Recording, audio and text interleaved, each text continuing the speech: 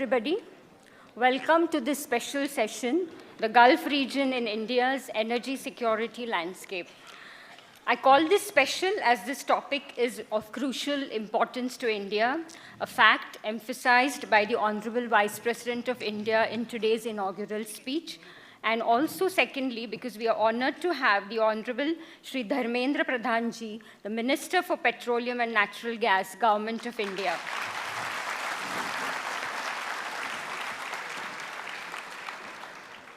Thank you, sir, for consenting to be the keynote speaker for this session.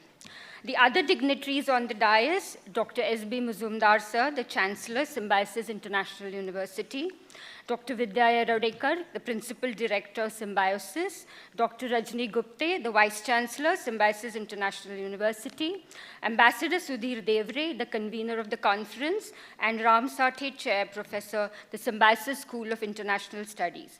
The speakers for this session, His Excellency Mr. Maqbool Ali Sultan, former Minister of Commerce and Industry, the Sultanate of Oman, Dr. Jyoti Parikh, the Executive Director, Integrated Research and Action for Development, Ms. Indrani Bagchi, the Senior Diplomatic Editor, The Times of India, and Dr. S.C. Sharma from NITI, Aayog, and ONGC.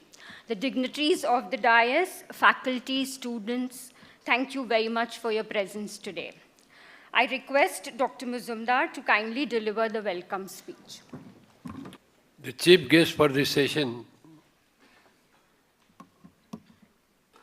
Honorable Minister Dharmendra Pradhan, the Vice Chancellor of Symbiosis International University, Dr. Gupte, Dr. Vidya, ambassadors, diplomats, professors, and my dear students. Sir, on behalf of myself and Symbiosis International University, I extend you a very hearty welcome. Symbiosis was mainly started for the welfare of international students studying in Pune. It was established in 1971, and after a few years we started various educational institutions in different disciplines. In 2002, Symbiosis was conferred the deemed to be university status.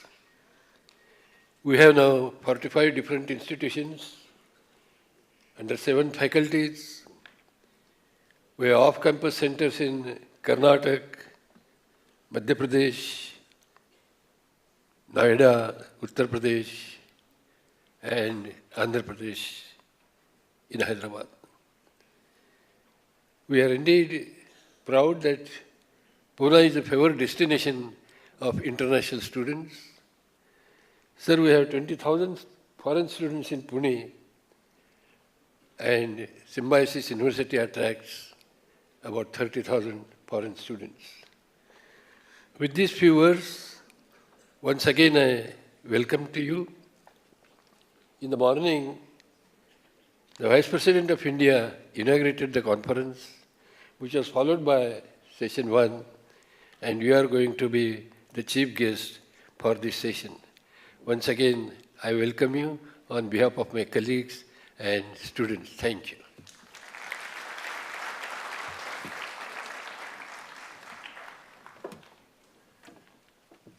Thank you, sir. I would also like to request you to kindly felicitate the keynote speaker for this session, the Honorable Minister, Shri Dharmendra Pradhan ji.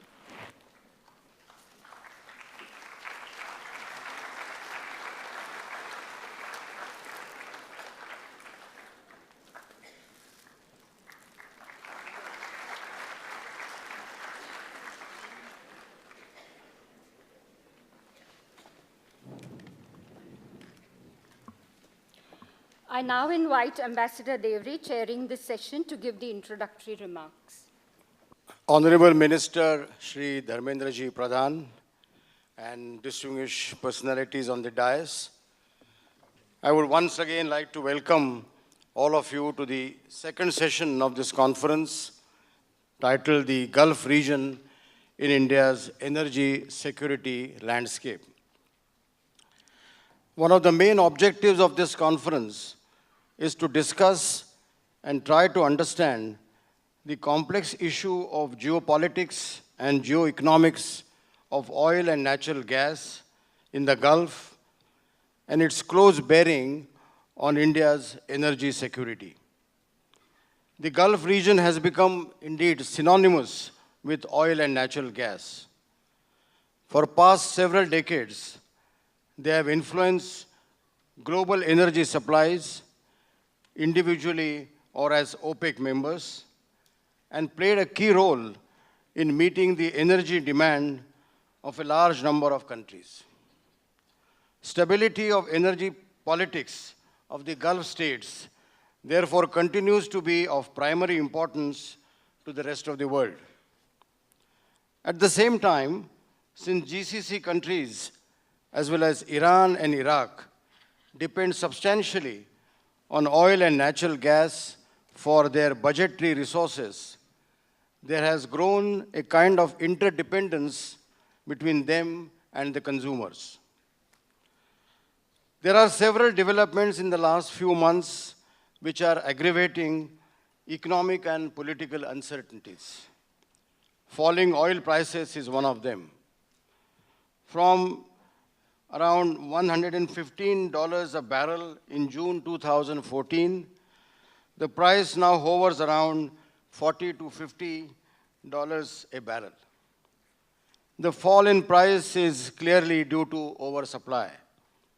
The US shale oil production has increased since 2008 very substantially. However, if the oil price is not above $60 a barrel, it is believed that further investments in shale oil are not likely to be viable.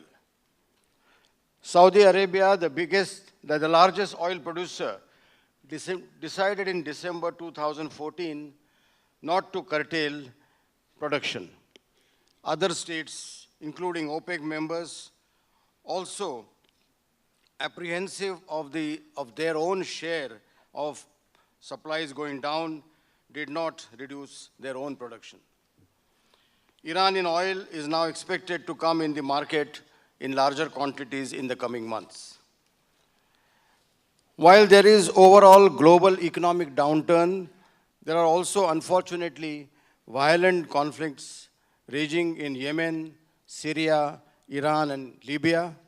The implications of these on the oil situation need to be constantly monitored. The strategic relevance of the Gulf region to India cannot be overemphasized. India's dependence for hydrocarbon fuel as the primary source for energy, especially for transportation purposes and petroleum products, is now over 75% of imports, of which nearly 60 come from the GCC and Iran and Iraq. India's own efforts of domestic production, both on land and offshore, have been intensive but not yielded adequate results. Indian oil companies are also engaged in exploration and production activities in a number of countries abroad, including Iran, Iraq, Yemen, Oman, etc., and are exploring pipeline projects with the Gulf countries such as the Oman-India oil pipeline project or the Iran-Pakistan-India pipeline. A number of initiatives are seen to be taken in recent months with the new government with regard to the question of energy security. What should India do to sustain and secure its energy interests with the Gulf countries? How can it contribute itself in achieving that? Maritime security is one of our main concerns. The safety of safe sea lines or the principle of free navigation in the Persian Gulf. These were the points which were highlighted this morning by Honorable Vice President. There is also the issue of climate change. India also plans to substantially increase its renewable energy, especially solar energy, in the coming years in the context of climate change plans. There are thus a number of interconnected issues. We are this afternoon indeed fortunate to have with us Honorable Minister of Petroleum and Natural Gas, Shri Dharmendra Pradhan, to address us on this subject. And without further ado, may I request you, sir, to kindly address us. Thank you.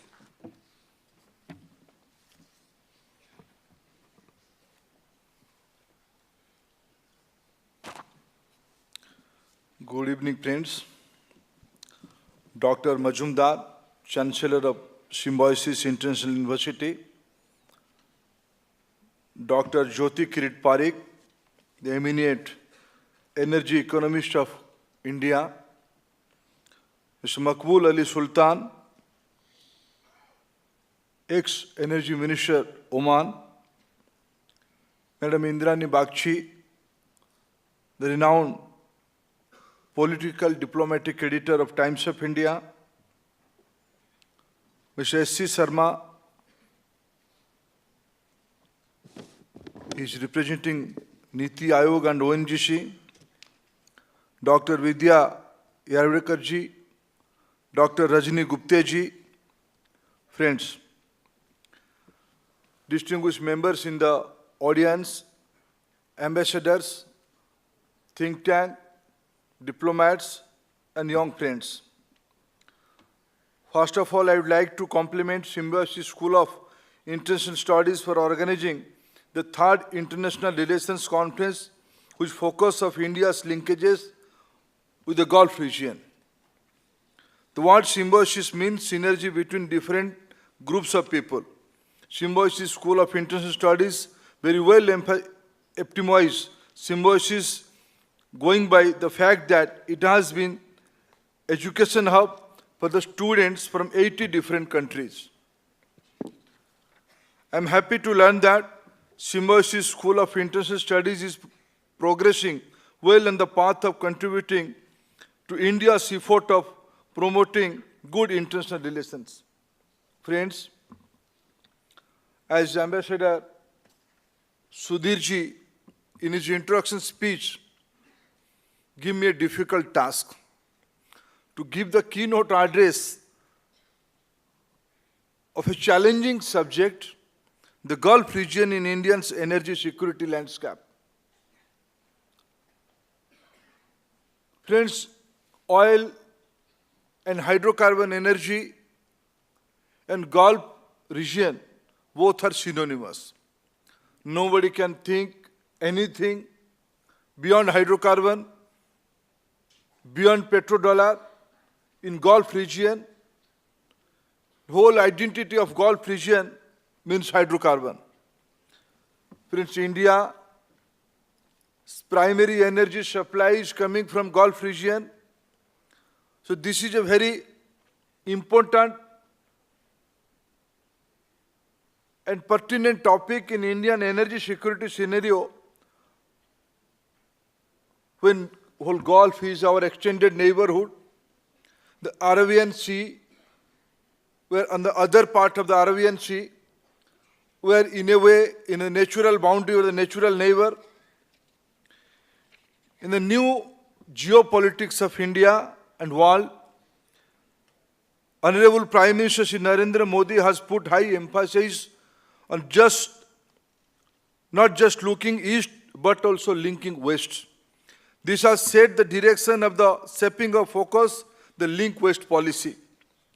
The strategic importance of the countries of the Gulf combined with the economic interdependency and presence of a vibrant Indian diaspora in these countries have helped emergence of a very unique relationship between India and the Gulf countries. India's bilateral trade with countries in Gulf region is substantial and growing rapidly.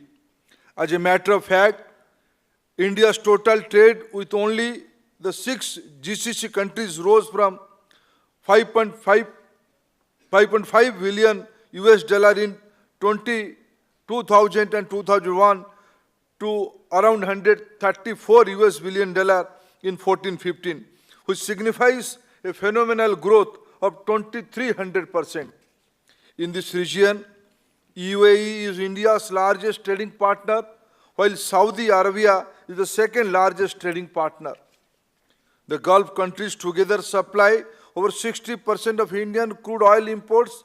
Saudi Arabia has consistently been among India's largest oil suppliers. Some years back, it was Iran.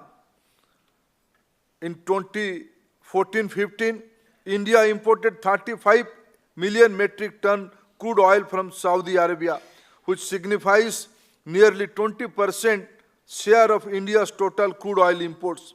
Iraq, Kuwait, Iran, and UAE are the other major crude suppliers for India in the Gulf region. The total petroleum product import from Gulf was of the order of 8 million metric tons in 14-15, with Qatar, UAE, Saudi Arabia, Kuwait being the major sources. It is well known that Qatar presently is the single most important source of LNG for us.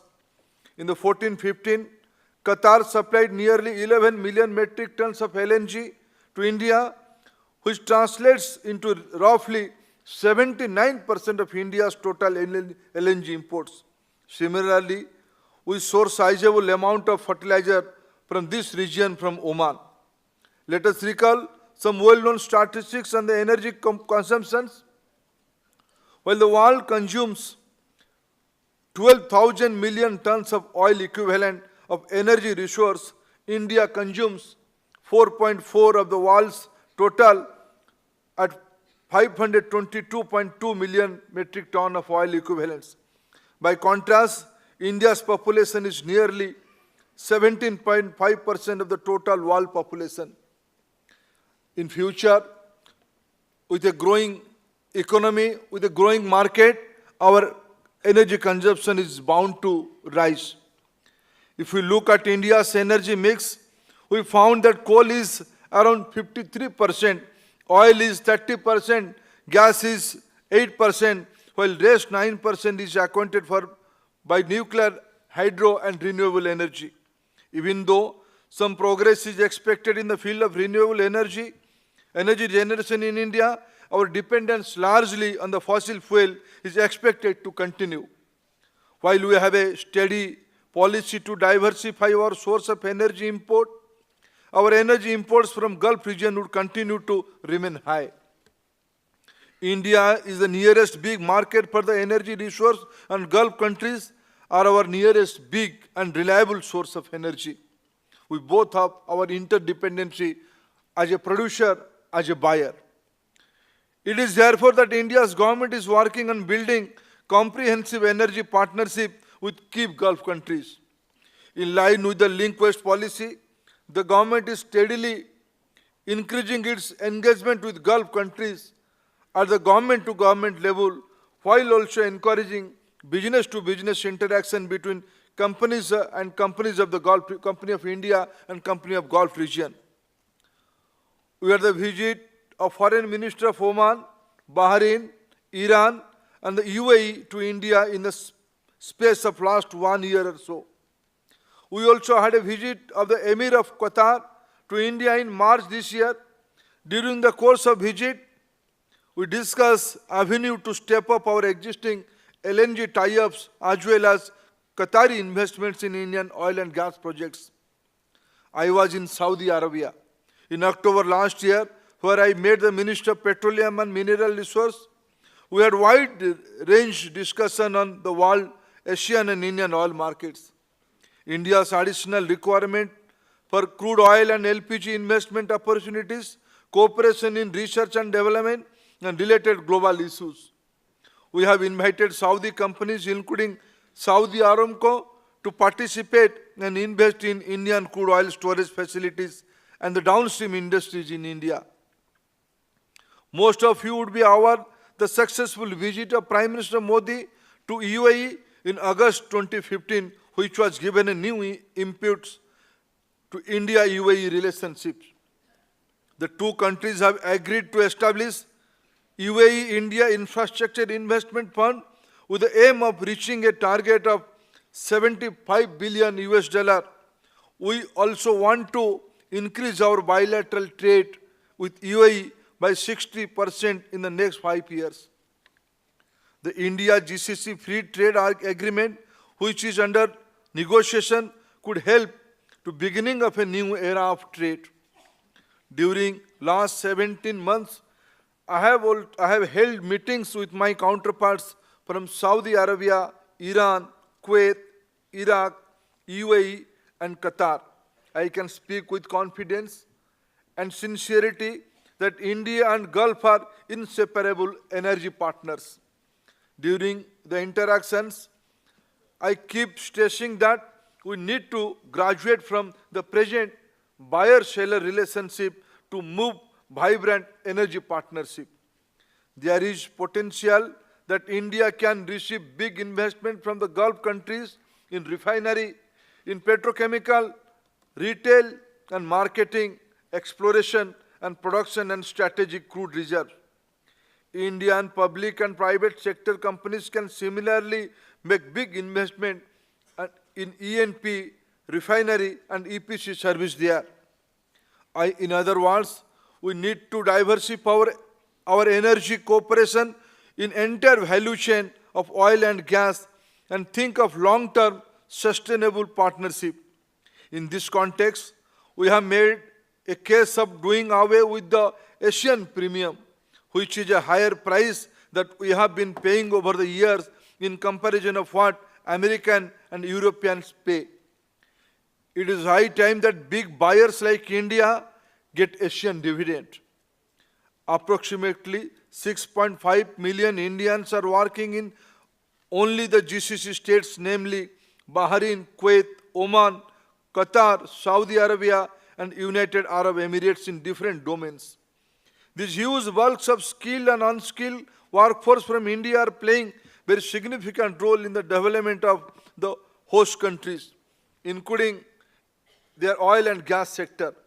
The Indian diaspora in the Gulf region also makes major contribution to India by way of remittance in their parent states, which indirectly adds to the growth of Indian economy. They act like bridge builders and economic connectors.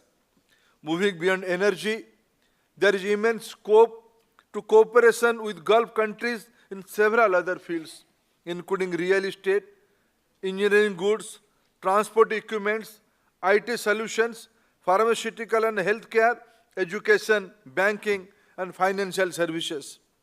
India is a big, vibrant, and PM Modi's strong and dynamic leadership have gained traction in international scenario, leading to emergence of India as a favored investment destination. MR Properties, one of the UAE leading real estate companies, choose India for its investment in Indian real estate sector. Few months back, BlackRock has organized the visit of a delegation of big investors to India, which had a number of important investment funds in the Gulf region. A number of Indian institutions of higher studies have opened international campus in UAE and other Gulf countries. I feel that more such initiative would help both the bilateral trade relationship as well as the large Indian diaspora spread across Gulf countries. My ministry has also undertaken skill development initiatives relevant to the hydrocarbon sector. I believe that this should help Indian on-skilled and semi-skilled workers in the Gulf to move up the employment ladder. With these words, I would like to conclude my speech. I look forward to your views and comments on what more government needs to do in the Gulf region to improve our energy security. Thank you all.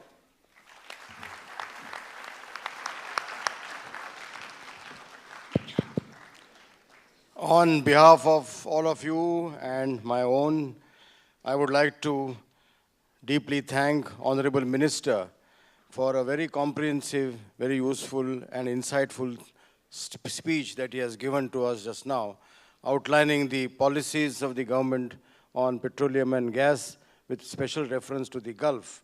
Sir, your remarks that there should be a comprehensive energy partnership that needs to be built between India and the Gulf countries couldn't be more opportune.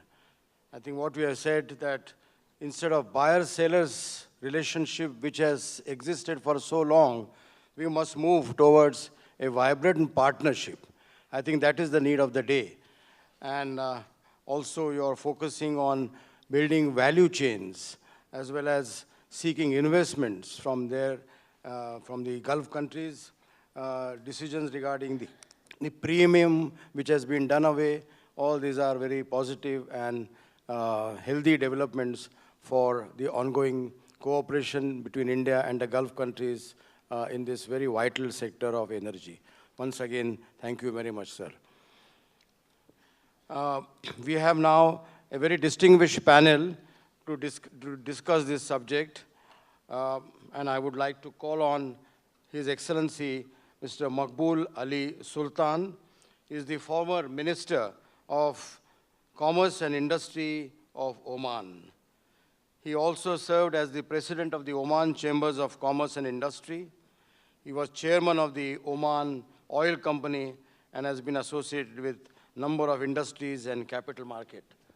We are indeed privileged to have such a distinguished person from Oman.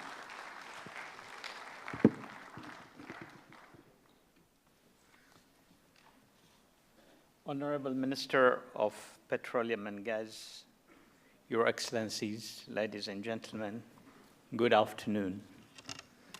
First of all, I would like to thank Dr. Vidya Yeravedekar for inviting me to participate in this conference and to address this session on the Gulf region in India's energy security landscape. Energy drives life and is central to continued human development. There are 7 billion people on the planet who use energy every day to make their lives richer, more productive, safer, and healthier.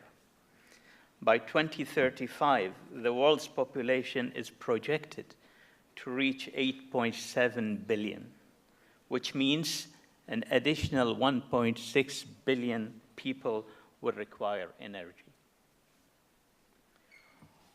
Over the same period, the GDP is expected to more than double, with non-OECD Asia contributing nearly 60% of that growth.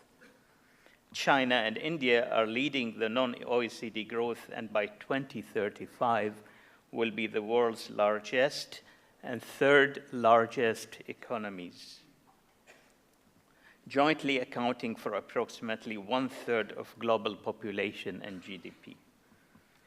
It is important we understand what constitutes energy security for India, or indeed anywhere. In its simplest form, it relates to safeguarding India's energy future by securing a stable, reliable, and secure supply of energy at affordable prices. This sounds rather straightforward, but behind this simple definition is a set of complex issues that need addressing. Failure to do so could very well jeopardize India's long-term economic ambitions. Let us be clear, energy security is not a single problem experienced by a single country. It's a collective challenge that calls for a collective solution. Only by coming together, as we have today, can we address common concerns and develop holistic responses based upon shared experiences. Currently, India meets more than 50% of energy needs through coal, which is mostly supplied from its huge domestic reserves. After coal, oil is the second largest source of energy, making about 36% of energy needs. Most of the oil is imported, and in fact, 50% come from GCC, mainly Saudi Arabia, but also Kuwait, UAE, Oman, and Bahrain. And His Excellency, the Minister, has explained this in detail. The share of natural gas in India's energy mix is 7%, and although India is an important producer of natural gas and its reserves are increasing, it will remain dependent on imported gas. Here again, Qatar, one of the GCC countries and the largest exporters of liquid natural gas in the world, meets 65% of India's imports. Oman also sells small volumes of LNG to India. Renewable energy sources, which include hydropower, solar, and wind, contribute around 7% of the total energy mix. It has been estimated that to meet the basic requirement of its citizens, the Indian economy must grow at a rate of 8 to 9% per annum over the next 20 years.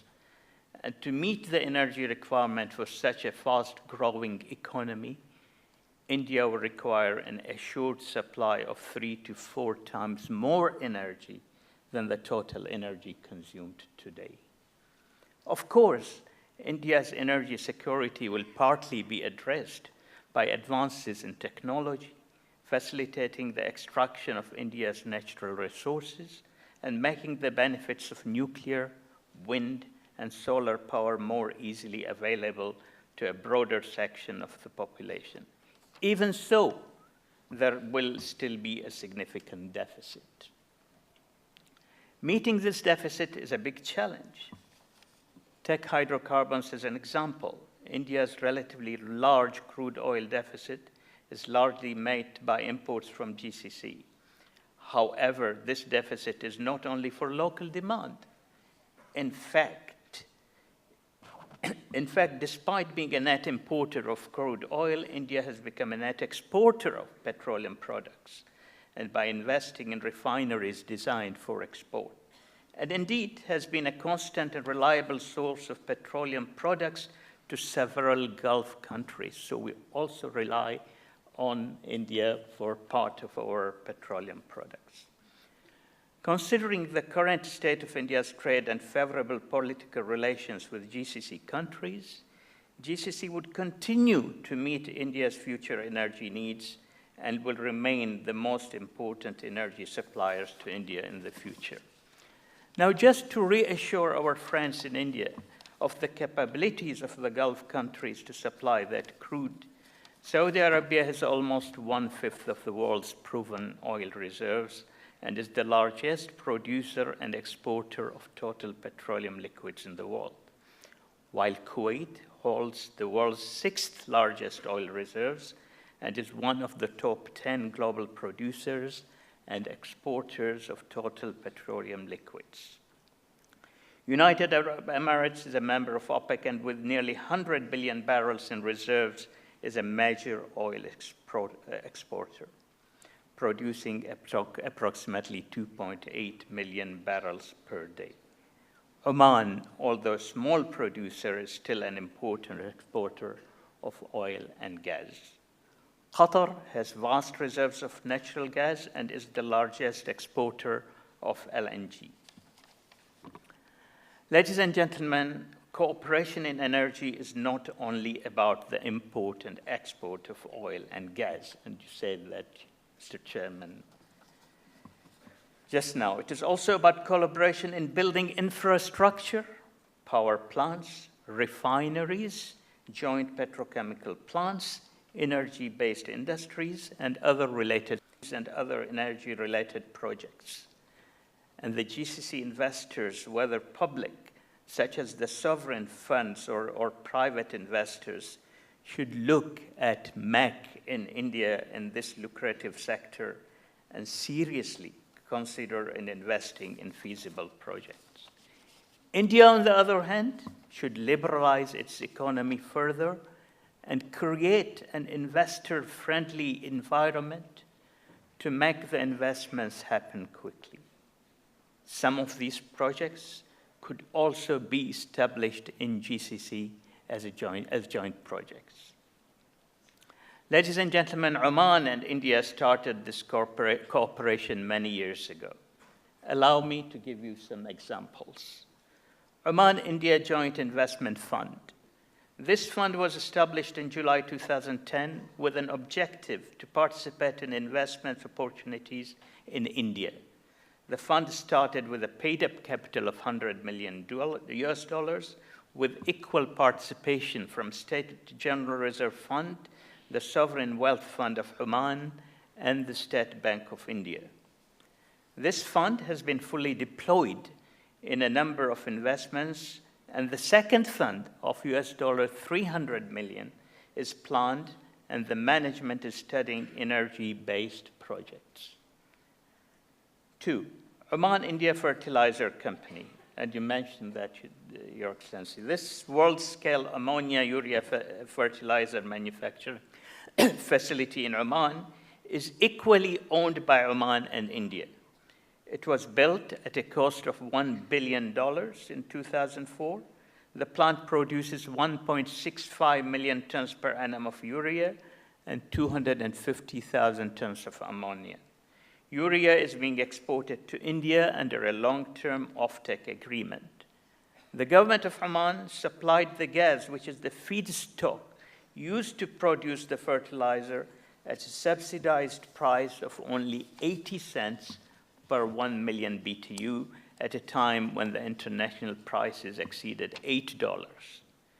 India got the fertilizer it badly needed and also made a good return on its investment, and still does. OMIFCO completed its 10th year of commercial operation this year, and OMIFCO was India's largest joint venture abroad. 3, Bharat Oman Refineries.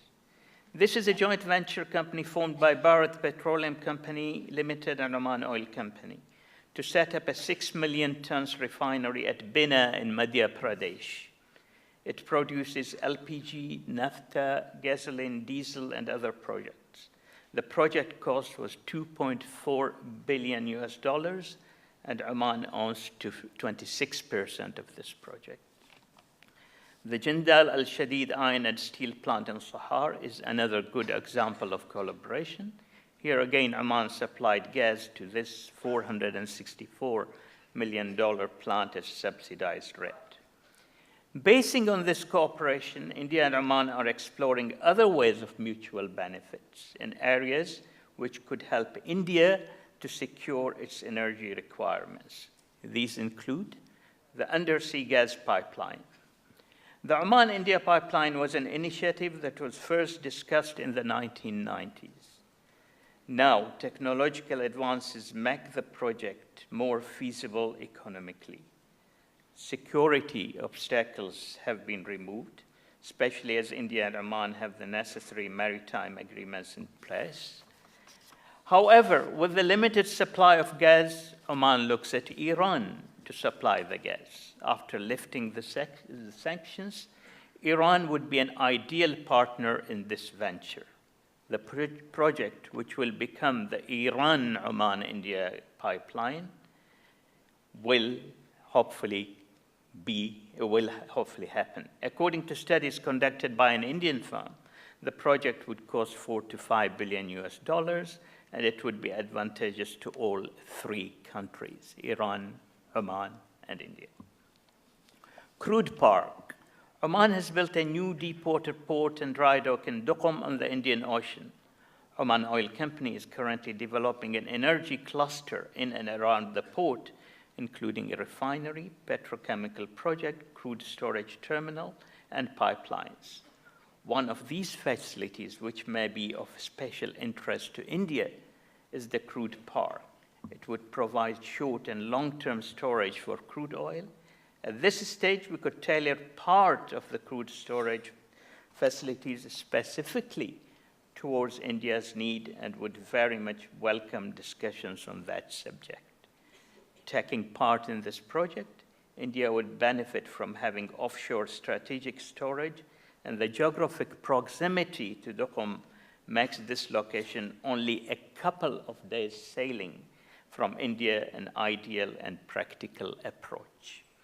Not only would this be a very practical part of the solution to underwriting India's energy needs, it would help the further integration of the hydrocarbon interdependencies between India and the Gulf countries. Ladies and gentlemen, let me give you some examples of potential cooperation between India and GCC. Renewable energy. Last week, India announced a plan to curb its rate of carbon emissions and generate more electricity from renewable energy sources. According to the plan, India would produce 40% of its electricity from non-fossil fuels by 2030. A key element of this is solar energy, which both the Indian and the GCC governments are actively pursuing. Joint investments, studies, research, and innovation between India and other GCC countries in renewables would not only benefit India, but would also help our countries in a big way. While oil and gas will there be underground in the GCC for many years to come, it will not be there forever. UAE has recently announced that it will spend $35 billion to expand non-oil energy assets, including solar and nuclear. Other GCC countries are also looking at renewable energy very seriously. Oman certainly is looking at it to how to enhance oil recoveries through solar energy in a big project which turns water into steam and is pumped into the ground to let the heavy oil come up. GCC will benefit from India's affordable engineering and designing capabilities, while both sides will benefit from joint investments. Nuclear energy. India operates 21 small nuclear reactors with productive capacity of 5,800 megawatts. Meanwhile, the GCC states are dependent mainly on gas-fueled power plants supplemented increasingly by oil. They will face increasingly difficult choices and growing opportunity costs of channeling hydrocarbons to power generation versus more productive industries like petrochemicals. At the moment, GCC operates no nuclear plants, although the UAE's internationally endorsed plants are advancing. This is an area where the GCC and India could collaborate. Your Excellencies, ladies and gentlemen, I would like to remind you that cooperation between the GCC and India has a long history. Archaeological discoveries in eastern part of Oman, in Ras Al Had, have indeed confirmed that the Omani merchants moved between the international civilization in the 3rd millennium BC. These discoveries have provided an undoubted evidence of trade relations between Oman and the civilization center of India. Early tradesmen in the Indus Valley who traded in copper became interested in Oman because of vast copper deposits in Oman. The question of energy security is highly complex, multifaceted. How India's energy sector develops over the coming decades will have profound implications, both for the country's own prospects and for the global energy system as a whole. Indeed, I expect energy security will become a defining element of the GCC-India relationship. We share common goals. It is time to work together more closely. We look forward to further collaboration with India, our partner and friend. Thank you.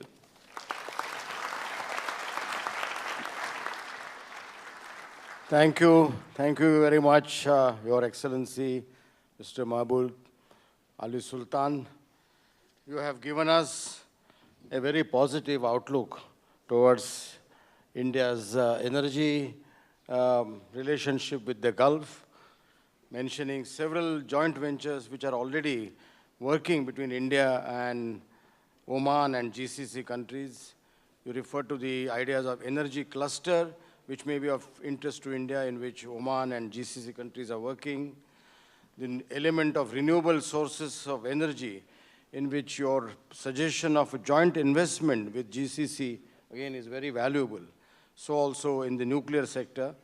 And finally, when you said that this is a defining element between India and GCC countries, it is very, very encouraging. Thank you very much. The next speaker is Dr. Jyoti Parikh. She is the Executive Director, Integrated Research and Action for Development. She is one of India's leading energy scientists and economists. She has worked in Planning Commission, in the Indira Gandhi Development Research Institute, and on a host of issues relating to energy. Currently, she is a member of the Prime Minister's Council on climate change. Over to you.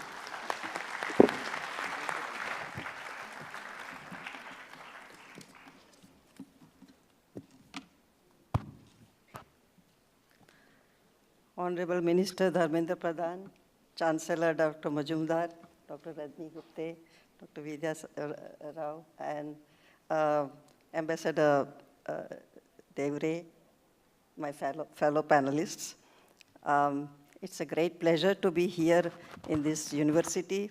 It's really a magnificent place where I can see that number of students and faculty are pushing the partnership frontier in many directions. I should say that, and also His Excellency Sultan covered many of my points also, that our cultural ties began much before the oil was discovered, and it can be seen in many of our facets of life even today, whether it is Iran, Iraq, Arabian civilization, and so on. So it is we are all sharing certain common genes. And that forms a bedrock also for many more partnerships. Since then, we have petroleum partnerships, then we have had now gas pipelines and different types of partnerships. Now we are thinking of going into renewable and electricity and other partnerships, and finally, it should be also climate change partnerships. So with this is the kind of theme that I would like to develop. My institute, we are doing SARC Energy Regional Grid. And there we are finding that we need to have South Asia partnership. And whenever we see that Bhutan or any other countries, they have not developed hydro potential to the extent that they should have. And Bhutan has been selling electricity to India.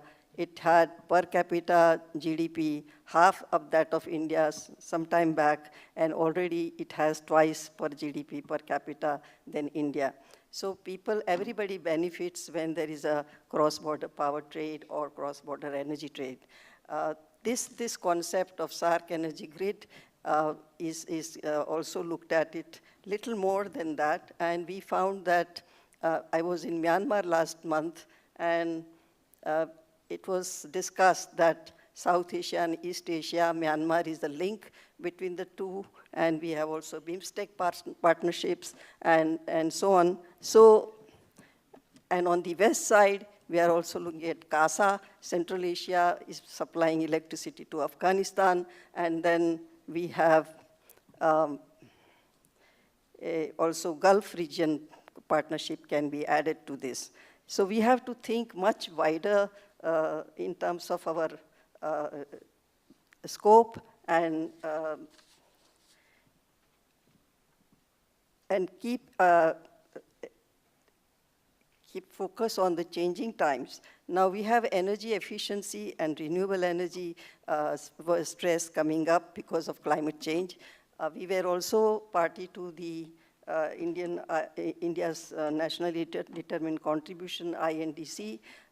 We worked out India's energy scenarios till 2050 and how much India will need in terms of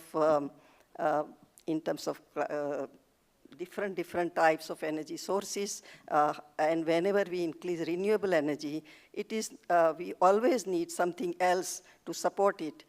Grid balancing is becoming a very important issue, and if you have solar, which is available only 8 hours, then we need a supporting source for the remaining time, or whenever solar drops because of the monsoon or clouds or wind drops. So we need another source like hydro or gas. So that way, energy is a sector which is more secure the more diverse it is. It needs diversity, it needs many types of sources supporting each other, which could be, for example, power sector can be supplemented by so many kinds of sources, which it could be nuclear, coal, oil, gas. And within this region of Asian region, India has coal, Saudi Arabia has oil, Iran has oil, gas, and so on. So with diversity matching with each other, we can do very well together. It was when we began this work on South Asia, it was felt that every country has a shortage of electricity, shortage of sources. Afghanistan has only 32% of the people have electricity, and on the whole, South Asia has 67% of the people have electricity, the remaining don't have electricity. So we need to have this development deficit has to be brought down by more and more cooperation. And it was found that India has different coal and energy mix, whereas in the Bangladesh there is gas and so on. So we have worked out that system. Similarly, we can do the same with other regions. Also, we found that it helps to have time zones, separate time zones, and we can exchange electricity that way. Almost when it's night in Bangladesh, we can still supply electricity to India and vice versa. So we have looking at that from hour by hour type of season by season and so on. So similar can be thought of between East Asia and if we have a larger vision, we can combine the whole Asia in that manner. We also need to have in the Gulf region is a source of energy for oil, especially oil and gas. India and South Asia are sink of energy. So I would like to look at it beyond India, but also South Asia and also the whole Asia. We can think of it in a big, larger vision. Time-bound plan to reach every household has to be also associated with this.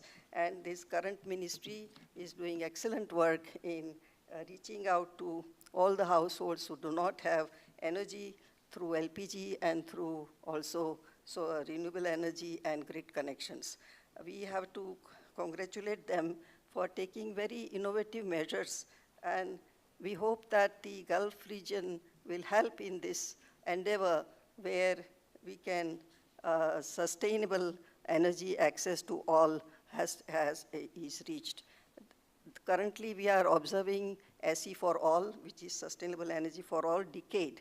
It was thought that it would be SE for all 1 year, when at the end of the year they realized that it needs to be a decade. So that SE for all UN decade, and now UN has negotiated sustainable development goal in which access to energy is one of the important element.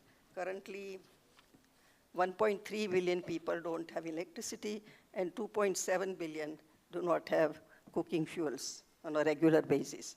So we need to work out a development partnership which will also turn into energy, climate change, and environment, and renewable energy partnerships. And the vision that my predecessors have pointed out is correct vision, and also we could think in a larger way when we connect the different regions, different sources of energy, and different types of development needs.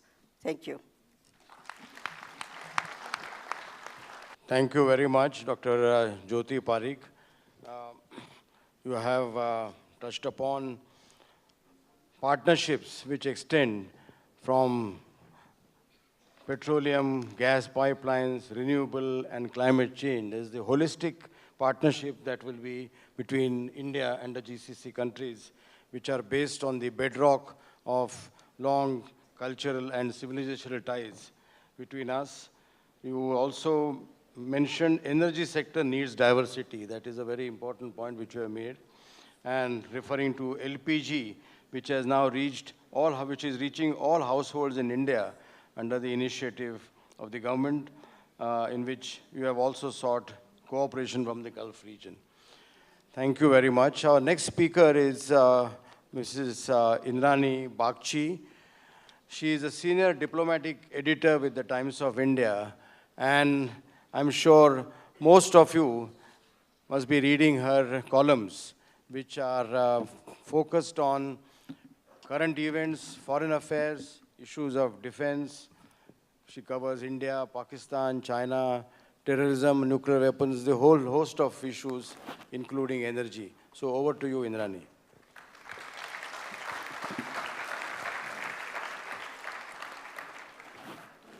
Good evening, and thank you everybody for welcoming me to this beautiful campus. If I had such a campus when I was growing up, I'm not sure I would have wanted to graduate. But Minister Pradhan, Dr. Majumdar, Dr. Yeravdekar, Dr. Gupte, Mr. Devare, ladies and gentlemen. There have been many speakers before me, and covered a lot of ground on India's energy security. I want to give you a different perspective, a perspective of someone who's followed a lot of the stories that have worked around the issue of energy security over the past decade and more. There was a time not too long ago when the dominant discourse on energy security was all about pipelines. For years and years and years, we have covered the story about the Iran-India pipeline through Pakistan, which was not going anywhere then and not going anywhere now.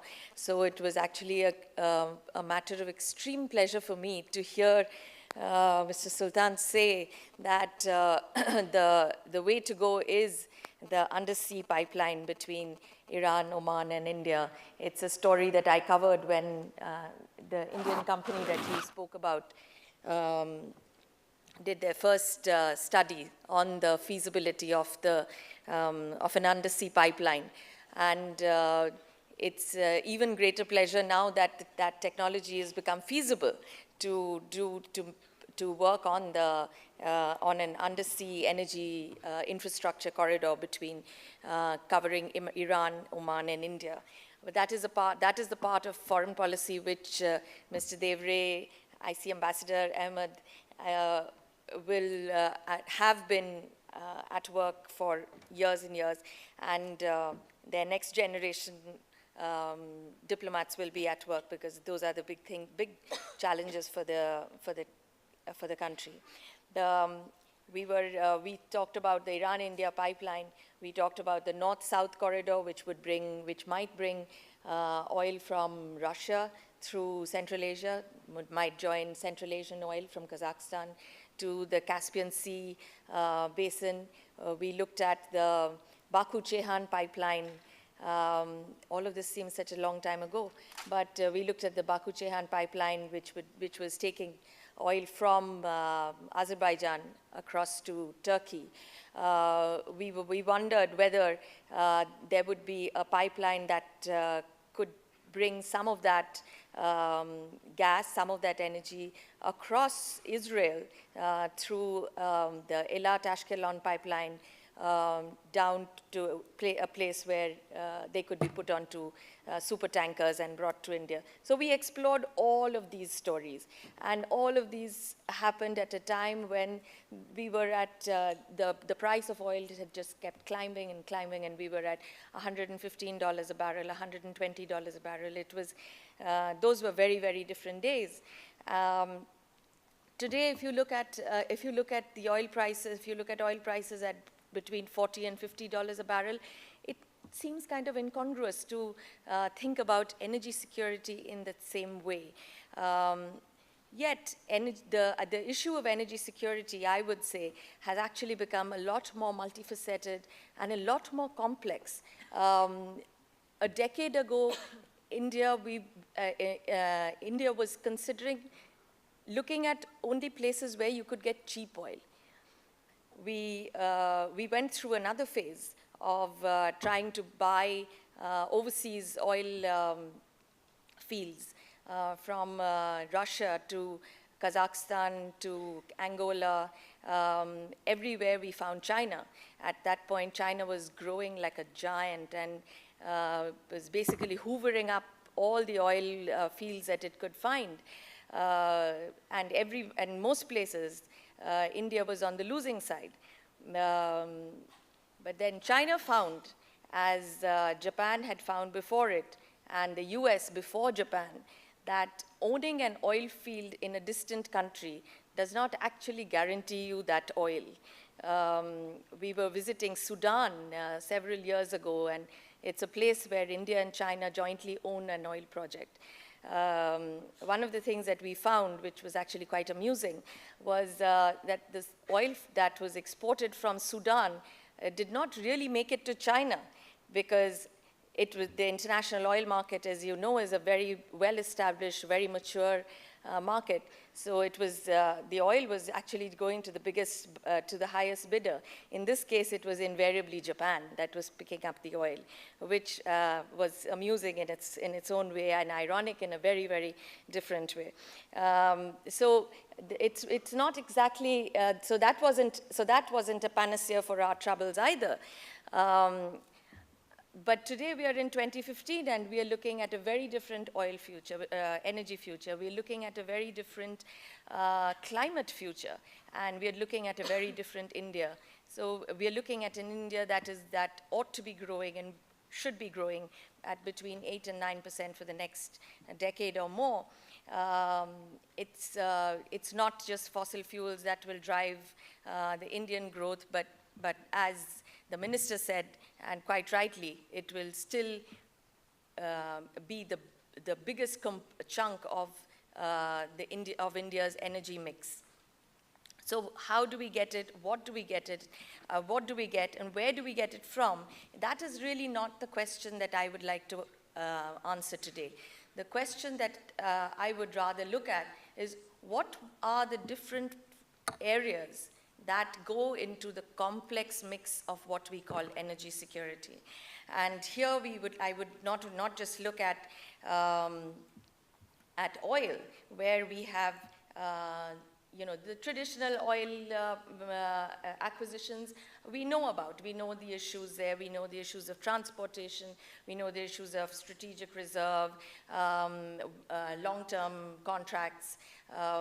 Dr. Sultan talked very well about building a strategic offshore reserve. We are currently in the process of building our own oil reserve, and as Minister Pradhan said, we've made deals with both Kuwait and recently with the UAE when the Prime Minister was there to populate that particular oil reserve. But the second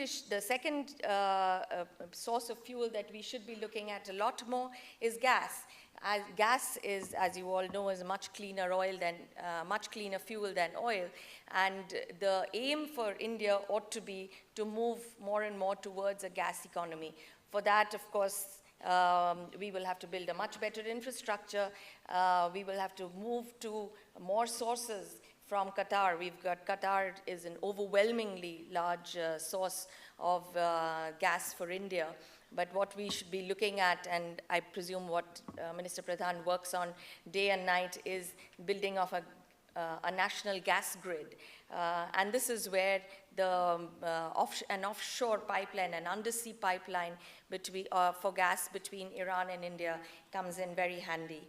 The third issue, which is far more interesting, is what is India's footprint? How India's expanding security, political, diplomatic footprint across the Gulf, the GCC countries, and Indian Ocean works towards its energy security. So look at a couple of issues here. Over the past 10 years, we have improved immeasurably our ties with the Gulf Arab countries, which is a very interesting situation when you come to think of it. India has had very, very long relations with Iran and Gulf Arab countries, but we have hesitated at a very intangible level. And you couldn't say at which point we hesitated, but we did. For those countries too, we were a source of manual labor, or ABCDs as they are called. It has been in the past decade that the image of India has changed immeasurably in these countries. We are no longer just a provider of manual labor, and although 7 million Indians live and work in GCC countries.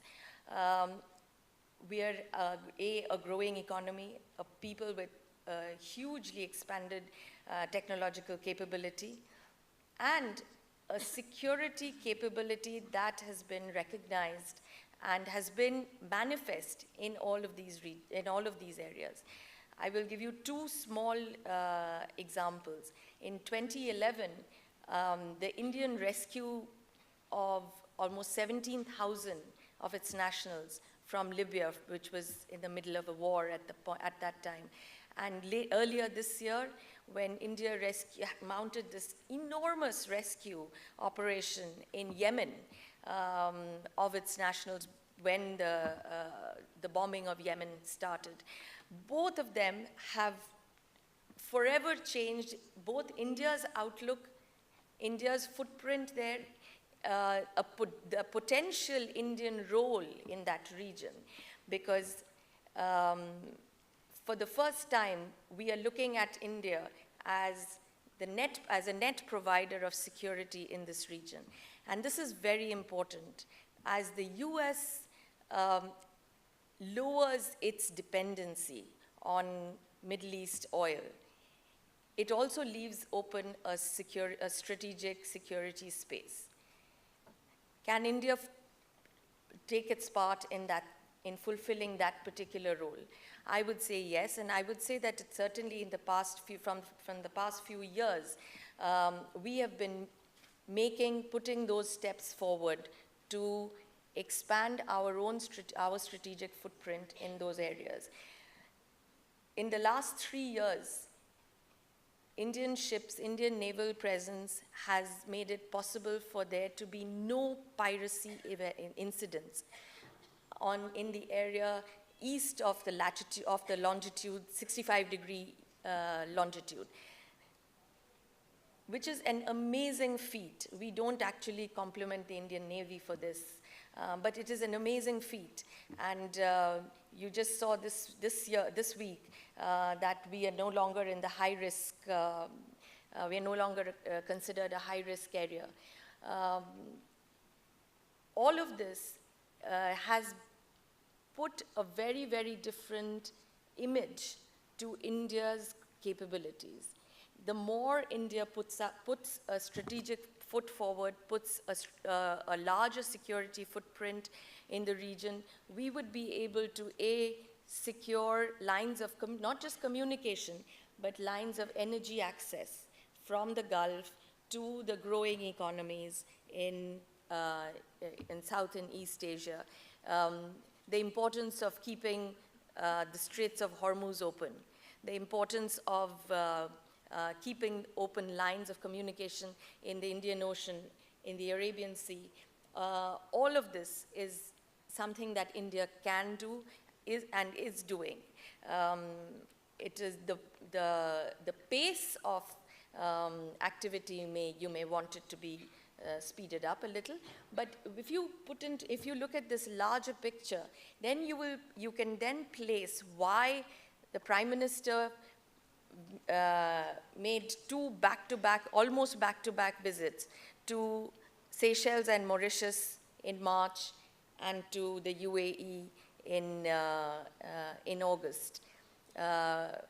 Why are the Gulf countries also looking at India right now? I told you about the US, the departing or sort of the declining US presence.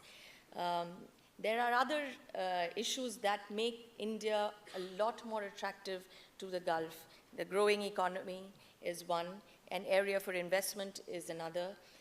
We are now probably the only growing economy in Asia now, given China's slowing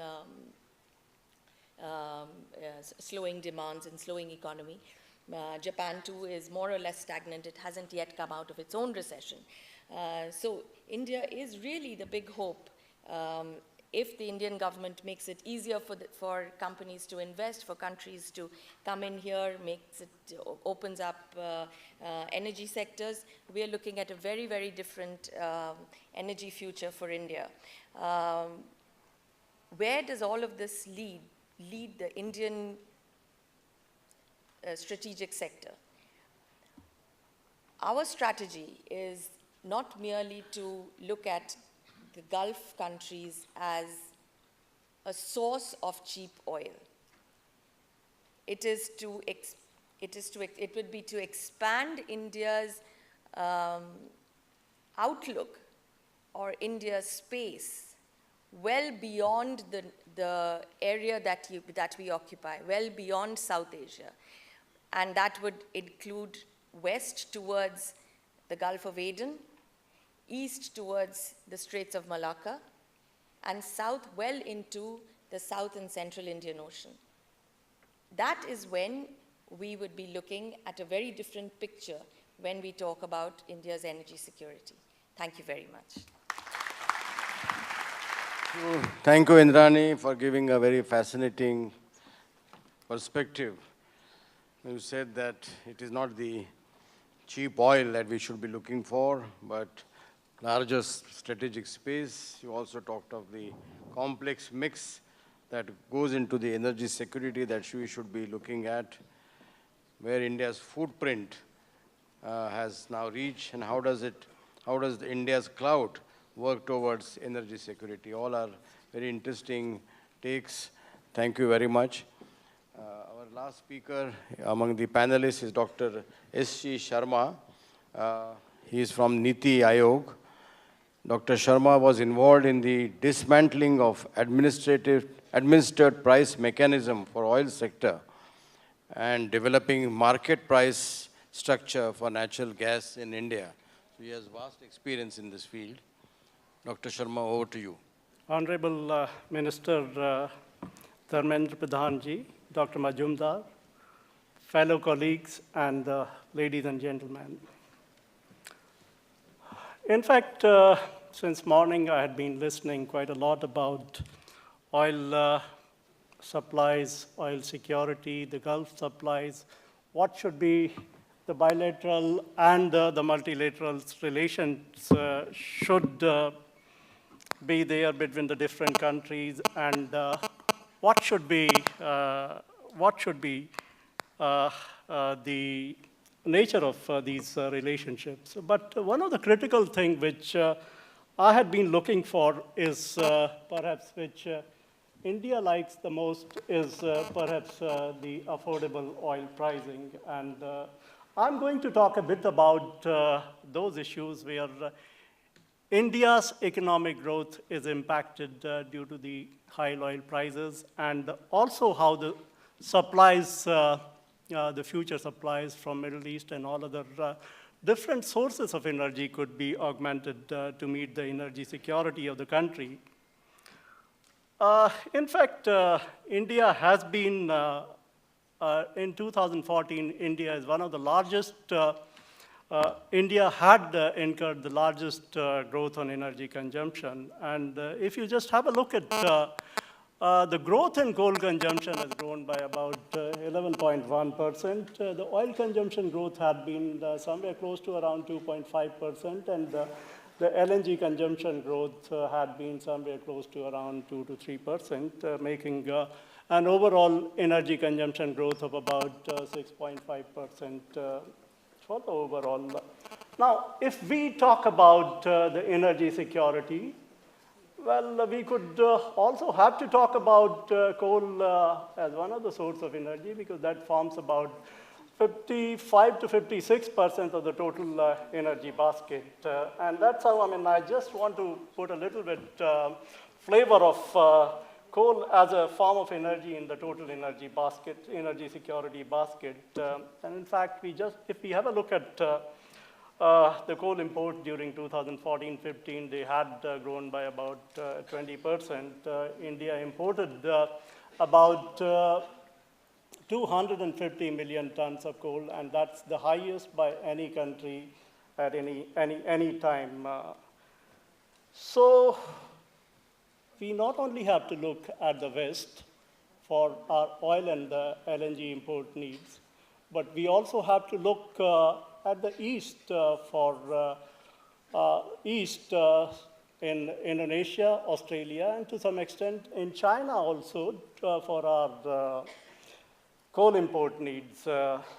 And I think that's happening, and of course, number of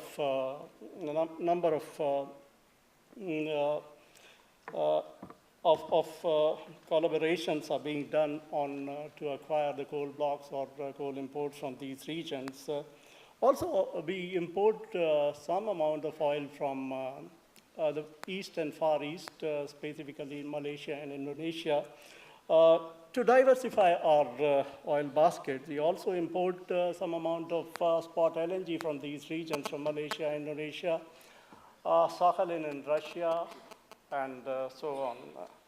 Now, how do we go about the energy security? In fact, China's coal consumption has declined this year by about 2.5%, and that's quite a lot of surplus of coal would be available from China. So maybe, we could even look at importing coal from China.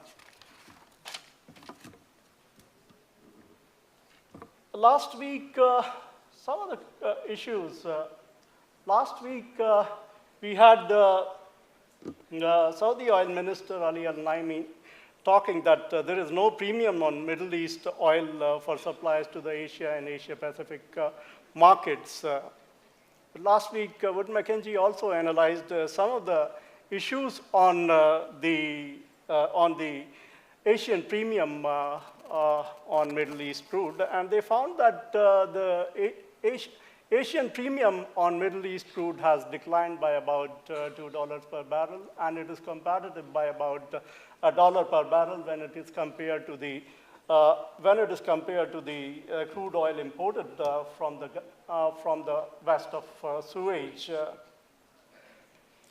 Though Indian and Asian countries have a very large dependence of crude oil sourcing from Middle East, but some level of diversification has happened in the last couple of years. And this has made markets somewhat competitive. But if we just have a look at the future, some of the big pundits, they have forecasted that the oil import dependence on Middle East is going to grow from a current level of 30%. It could go up to 45-48% because Middle East holds a very large amount of both oil and gas undeveloped reserves, which could be developed at a very low cost of production. And that's going to be one of the major strengths of Middle East oil and gas supplies starting from 2020, 25, and 2030 onward, when its share of oil exports could be somewhere close to around 45-48%. One of the major issues on which the Indian energy markets are sensitive is the competitive energy prices between coal, oil, and LNG, at least for the power sector. And some of the shift has happened for the power generation from the LNG-based power to the coal-based power in a big way. Even some of the refineries, in fact, I had been just looking at the SR's refinery where they are using coal for their captive power generation and for the steam generation for the boilers from shifting from the furnace oil or the pet coke. So that's one of the major of competitiveness which is happening in the industry as well as for the power sector to shift fuels, whichever is the cheaper fuel they would shift to that. And in fact, to be very frank, the SR refinery is making somewhere around $1 to $1.5 per barrel of incremental refining margins by doing so. Also, the oil and LNG prices have to be competitive, as the emerging markets cannot afford a very high oil and gas prices for a long period of time to spur the growth. The emerging markets have seen a decade of high oil prices since 2005 to 2015, and hope that the low oil prices would continue for some time to spur the growth of emerging markets, and that will certainly help both the suppliers as well as the buyers for medium to long period of time. I just would like to touch upon some of my slides with these few remarks. One of the basic rule for where to source from oil or LNG, basically the two things which are quite important. Either you should have a very large quantum of oil and gas or the energy reserves, and ability to develop them at competitive prices, or the country should hold a very large quantity of foreign exchange reserves so that you can buy the energy from anywhere, wherever you feel like, on the competitive terms. However, the Middle East is somewhat different, because 1,000 million tons of oil moves from the Middle East, and every country has to depend on the imports of the Middle East crude. And that's why, the sourcing would continue in a big way from Middle East region. And as I mentioned, that the oil production share of the Middle East is going to grow from a current level of 30% plus to about 45% by 2030-35. The importance of Middle East is going to grow much bigger in next 10 to 15 years time frame. Well, largest market, but we have oil and gas production is by and large remains stagnant.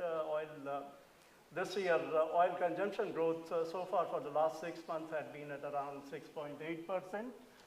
The country's oil economy budget in last 15 years has grown from $6.3 billion in 2001 to about $94 billion in 2013-14, and of course the impact of low oil prices had made it feasible to lessen the oil economy budget from $94.5 billion to about $77 billion in 2014-15. Now the big question is that last 20 years India has also incurred about $2,200 billion in excess of foreign exchange money for imports of oil due to high oil prices. Will oil prices remain at this level of $40 to $50 per barrel? Why oil prices have been volatile during last 10 years? So that's one of the big questions which so far no one has been able to answer, and what's going to be the future for oil and gas prices, that still hangs in. Now, what I did some of analysis looking at different issues. When oil prices touched at $100 per barrel way back in 2007, in fact, the people asked questions. The then oil minister of Saudi Arabia, he is one of the most experienced person in oil and gas trade. They asked him that, yes, why the oil prices are going up? He said that markets are well supplied, and OPEC or Middle East has no role to play in spurring the oil prices. The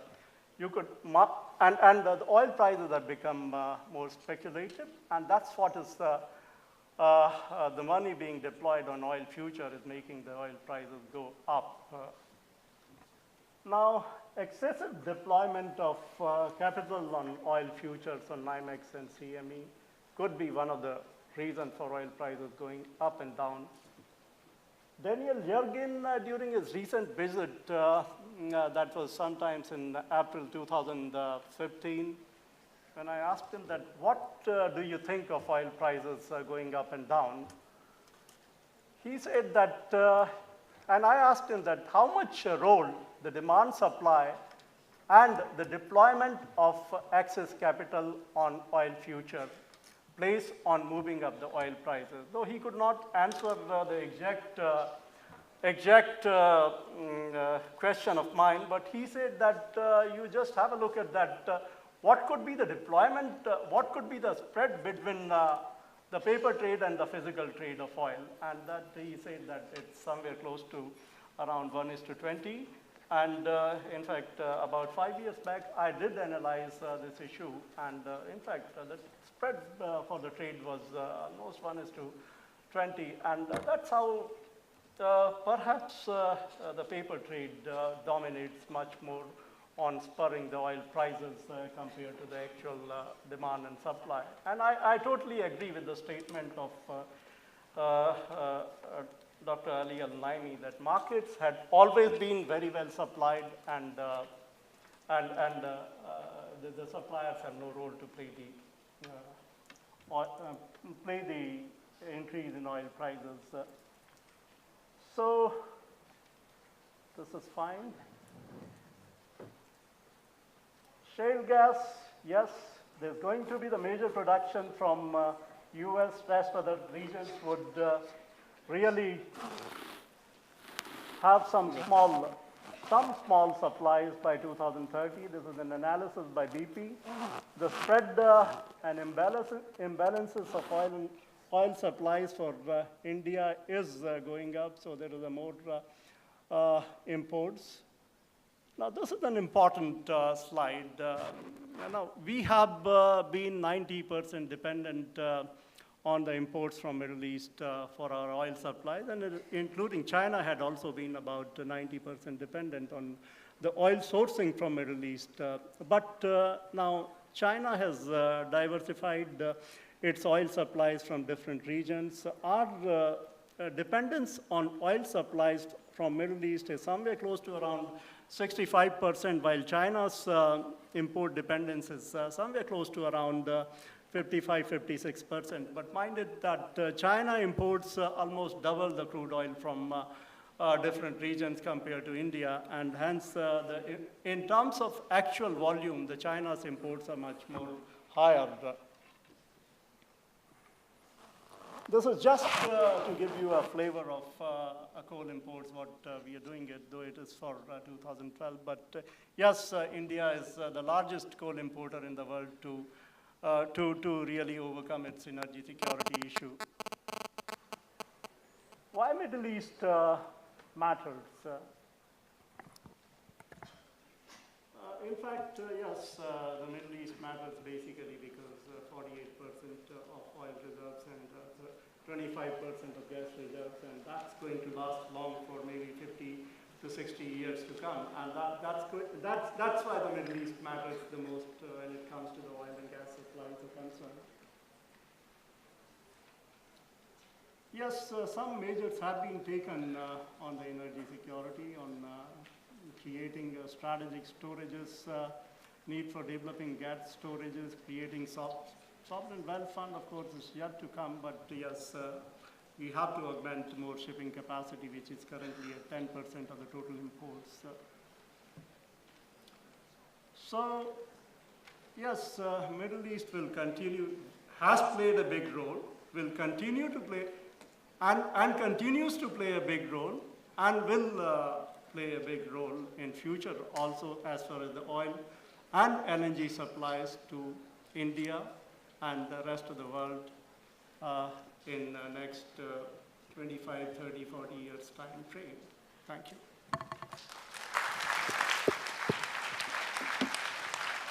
Thank you. Thank you, Dr. Sharma, for giving us statistics and a lot of details about India's oil trade with the Gulf, as well as energy issues with other countries as well. Well, we have about 15 minutes before we can close. So If there are any questions, please raise your hands and identify yourself. Yes, madam. There is a lady here, yeah.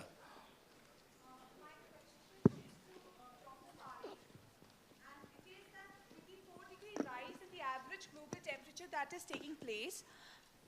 Okay, I will once again start. My name is Ankita Sharma and I'm from MBA Energy and Environment. My question to you is that with 4-degree rise in global average temperature happening, there would be a havoc. And India planning to just restore to 40% of its renewable resources. And, I do not understand how would they curb other carbon emissions. So my question is, what will be India's approach towards meeting the targets set at COP21 and beyond that? We'll take 3 questions to start with, and then I'll request the panelists to answer. Yeah, please. Good afternoon. My name is Mahesh Deshpande. I'm from Symbiosis Law School. My question is addressed to Dr. Sharma. Yeah. Yes. This is regarding the security of a nation as far as the steady oil flow and supply is concerned and the price stability. I remember when oil was selling at $114 a barrel, pump prices of petrol were about 75 to 78 rupees in Pune and Mumbai. Now, today, the crude prices have come down by more than 60%, hovering between 40 and 50. By that count, petrol should be retailing in Pune and Mumbai at 37 rupees per liter. But actual prices is about 67 rupees and 17 paise. I just wanted you, sir, to explain this anomaly.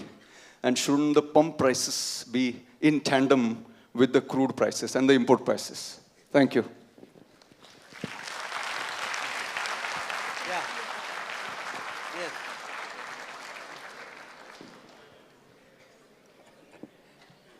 Directly to consumer. Yeah. Yeah, please go ahead.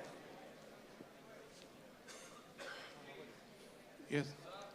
My name is Anirban, sir. I am also from NITI. There is a Retd environmental science. So my question is to Sharma, that he was talking about the oil prices in the next 10 years. Hello. Yeah, sir. Sorry, I'll repeat again. Yeah. My name is Anirban. I am also from MBA. Sir, my question is to Sharma, sir, that he was talking about in one of his slides, I saw that he has wrote about what is the oil pricing for next 10 years and its impact. Sir, the simple question is the ongoing crisis in Syria and the entire Middle East which have been brought into, sir, how that is going to affect the the oil pricing in the long run or in a long time, and how that is going to impact the GDP of this country, sir. Because oil prices generally vary, and once it's varied, the WPI and the IPP both goes into a toss. So it creates a CAD deficit, and also the fiscal deficit goes up, sir. Okay. Dr. Parikh, would you like to reply?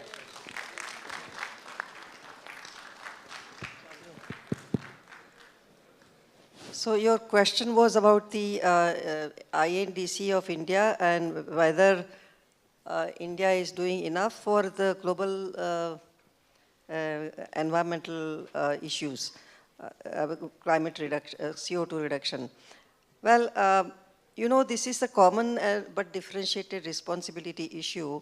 All the countries have to reduce emissions in such a way that the people who have been emitting 16 tons per capita have to come down to, let's say, 2 to 3 tons, which is almost 40%, 70% reduction. Whereas the India may have to go up a little, as I mentioned already. 40% of the people do not have electricity. And when they have electricity, they would also need other things together. So we are also not looking at just energy, but global equity as a whole and development equity as a whole. And for that purpose, I think India is doing fairly well by not emitting so much in the first place, and even then emitting less, trying to emit less as it grows. And in some sense, we are able to do some leapfrogging, what we call.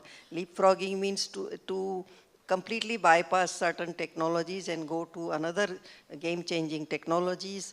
And when our other people will start having their electricity, they will be using it through LED bulbs rather than incandescent bulbs. So they would not be emitting so much subsequently.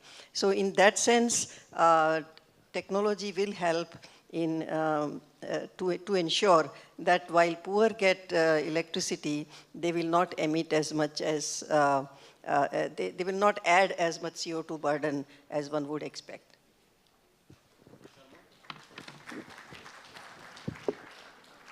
I have two questions.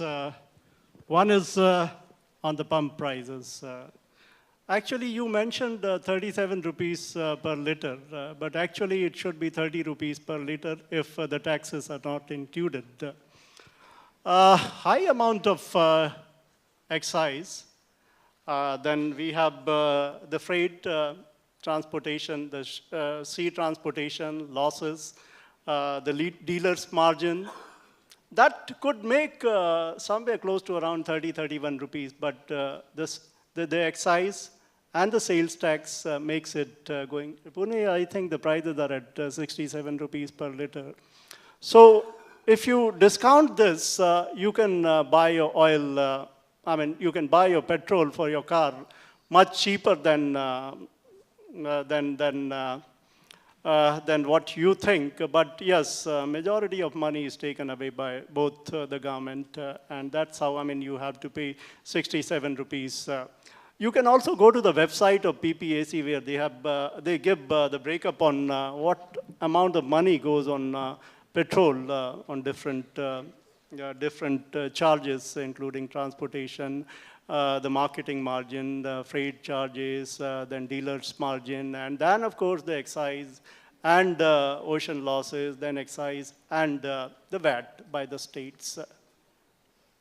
Otherwise, yes, the FOB price is somewhere close to at dollar-rupee parity of 65. It should be somewhere close to around 24 to 25 rupees per liter. All the factors which you mentioned, Yeah. they were already even those level of high oil prices a year ago. Right. Considerable change in those factors operating now. Yeah, in fact, the VAT and excise also keeps changing. So, the impact of that, and some amount, of course, in petrol, cess is not gone. It's only in diesel the cess is gone. Cess is been included. So, yes, these are the factors which make, and sometimes you are not passed on the exact. Yeah. The second question is that how long the oil prices will remain. If I'm given a choice by God, and the future markets on Chicago Mercantile Exchange and NYMEX, I would like it to be somewhere close to around, say, 10, 15, 20. Oil prices had been stable for 100 years. So maybe, I would like it to be somewhere close to around, next 50 years, because that's the time frame till then the oil is going to be produced. Of course, it may not be a low-cost oil, because if you want an incremental production, you have to go through the enhanced oil recovery mechanism, and which would deploy a cost of about $30 to $40 per barrel of oil prices. But yes, still today, the majority, the 90%, 95% of oil produced is somewhere in the price range of about 10 to 15, below $10 to $15 per barrel. There is about 5%, and there is about maybe 10% of new oil, which could be produced in a price range of $50 to $60, $70 per barrel. But the major issue is that if the government want to spur the investments, they would have to reduce their production share or the profit share. And that's how the oil price, high-cost oil could be developed at a much lower cost. Concluding remarks, would like Indrani? I just wanted to get in on the Syria question.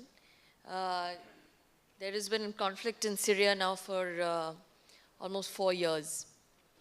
And the oil prices have not actually risen because I think one of the reasons being that there are other more important reasons for the oil prices to go down. One of the biggest being the US becoming a major net oil exporter rather than an importer. The second is the slowing down of the global economy. Where the Syria conflict continues, it will be whether the Chinese economy is growing, the Japanese or the Indian economies, and global economy is on a downturn right now, which is why your demand is down as well. And nobody has stopped oil production, so there is an oversupply of oil. Just can I add? Okay. You have countries like Iran, Iraq, they want to spur their oil from a current level of 3 million barrels per day to somewhere close to around 8 to 9, 10, 11 million barrels per day by 2030. You have Libya, where the oil production has gone down from 1.7 million barrels per day to currently at around 0.4 million barrels per day. You have Canada, you have Venezuela. I mean, all these countries are increasing their oil production, besides, of course, the oil from the shale in US. So certainly, I mean, we have a good future. There's enough oil in the Mother Earth, and you could always exploit it. Only the thing that the cost should be affordable.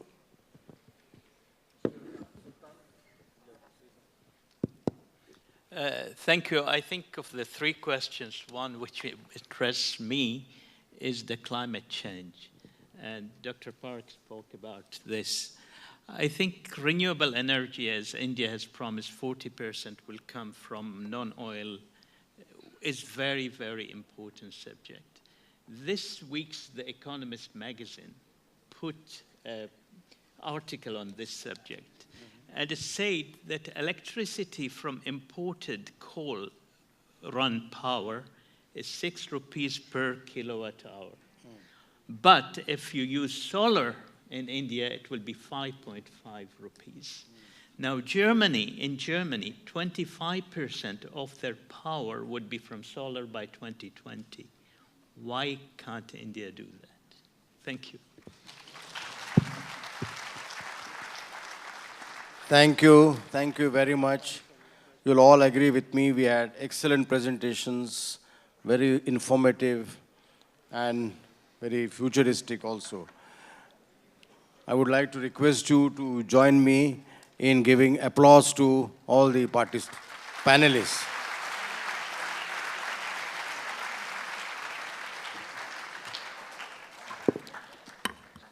I would now like to request Ambassador Devare to kindly felicitate the speakers. His Excellency Maqbool Ali Sultan.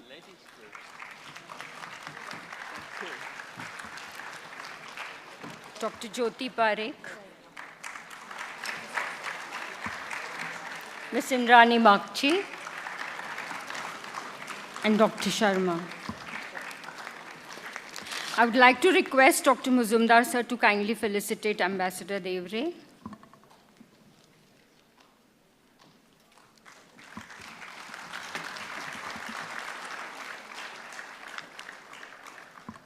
I would like to request the audience to kindly remain seated while the dignitaries leave the dais.